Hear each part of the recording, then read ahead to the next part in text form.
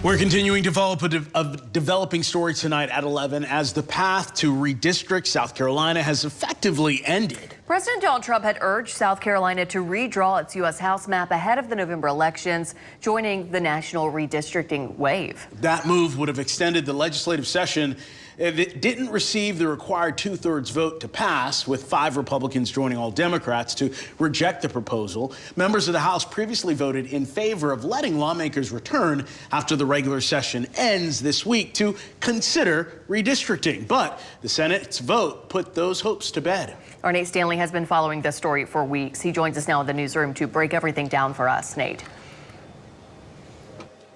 Well, today, some senators pointed out concerns with this push for redistricting, including states' rights, as well as a process that so far hasn't included any public input. Take a listen. When the General Assembly has looked at drawing maps, and that is preserving communities of interest. This proposal blows that up, right? This proposal has Clemson and Columbia in the same Senate and in the same congressional district. South Carolina senators said no to an extension to the legislative session Tuesday that would have brought them back for the sole purpose of redistricting. President Donald Trump encouraged lawmakers to redraw the map that has 6 Republican districts and 1 Democrat majority district in favor of all 7 Republican districts. The states are not mere political subdivisions of the federal government. The states are not here to take orders and direction. The states are sovereign, independent creatures.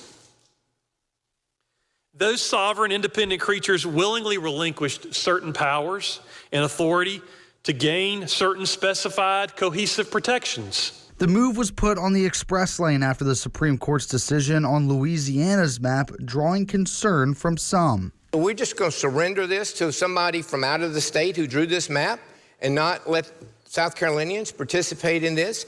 We're going to unnecessarily split counties. We're going to take counties that have always been together in a district and separate them. It just doesn't make any sense. Richland County Senator Jackson says in the event a Democrat is elected to the presidency, South Carolina will want that representation. If there is no one from South Carolina that has a relationship with those that are in charge of that party, at that body, at that time, who do we go to?